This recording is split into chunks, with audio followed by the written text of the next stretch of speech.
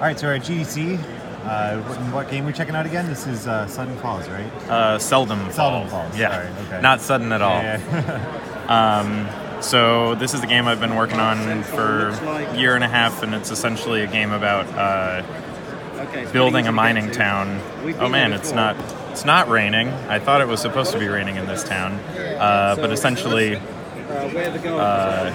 we're in kind of a faraway land on the remote edges of this kingdom, and there's this giant lake that pours over this one side, and it exposes all these gems, and so the kingdom sends people out essentially to build this mining town. Yeah. And you are the person building this mining town. So right now we're in kind of the idle mode version of the game, which is one generation of the town. So right now I came back and I can collect a bunch of these resources.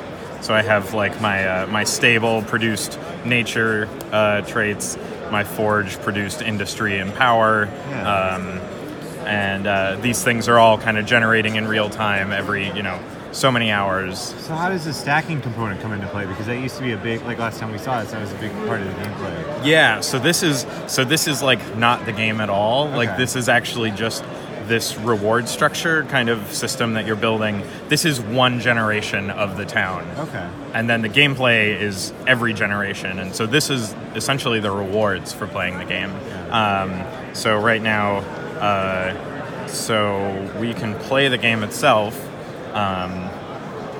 which is what you're thinking of. Okay. It's gems and walls, and that's it. Gems and shields. And the premise of the game is every so often the weather will come and attack your town from a direction, and you have to build smartly such that it's not destroying your houses. Yeah. And so right now I can see it's starting to drizzle.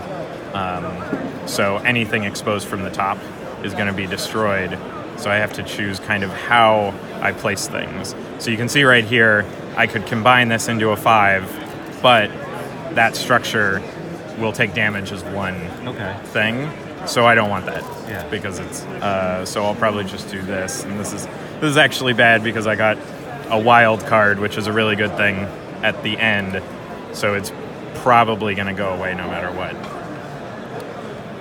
So the weather comes along, destroys it, and so what's your failure state here? Like if the weather destroys everything, or if it reaches the bottom, or so that bar that just rose is your failure state. Okay. If you're ever not as tall as that, that is when you lose the game. So every round that bar rises, and early on in the game it's really easy to survive. But if you're not efficient, if you're not thinking when to combine things, so the way I like to think about games is I think we often reward you for combining things, right? But that doesn't always make sense. This is things all kind of combine, and it matters that you choose when to commit to something. Right. Okay. So that right seems now, like a neat idea. Cool. Yeah. So like right now, if I want to show you how that works out poorly, I could leave this 5 partly exposed here, and the wind is going to come through and destroy the whole 5. Okay.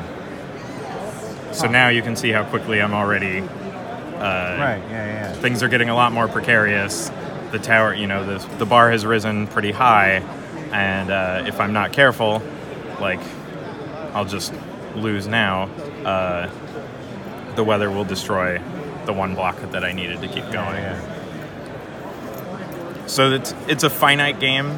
It ends if you can't reach, it ends even if you reach the top of the screen. So it's kind of ultimately, it will take you several hours of gameplay before you even can fill the screen last to the final round. Yeah. But then even once you've done that, there's all these kind of interesting secondary mechanics about how your structures combine. Like if you put 2 houses in a column and 2 houses in a row, and then drop a 5th house in the right spot, you can build these, elaborate, really productive houses. So we can go back to the idle mode, and here I actually have some construction done, which I can turn into. These are kind of your rewards, all these things, I'm able to build a library. And now this is all just kind of like secondary to boost up your main game, right? Yes. Okay. So the thing that this allows is we have your town in the idle mode has all these traits like spirit, earth, spirit, industry, and all of these things then give you powers in the game. Okay. So all those things you saw me collecting. So if I went back into the game, I now have the secondary set of little powers. So there's kind of this trade-off of as you're building this idle town. So I could do this one where I use this in this game. Now I know the weather more quickly than I would otherwise. Okay. But that power has to recharge in real time. Okay. Yeah, that's cool. That's a good way to handle power-ups and stuff. Yeah, I mean, that is the thing I'm working on. That's why I'm still working on it a year later. Yeah. So when do you think this is going to come out? I think later this year. Okay, and is it going to be a premium game or free to play? Still leaning free. Okay. And figuring out how I can kind of provide the unlocks for those people who don't want to deal, with the free-to-play shenanigans. But it's very important to me that these two modes work together. Yeah. But if you're really just into the puzzle mode, you don't care about idle, I want you to be able to, unlock these powers, without. Yeah. Cool. Thanks for showing us. It's really neat. Yeah, cool. Thank you.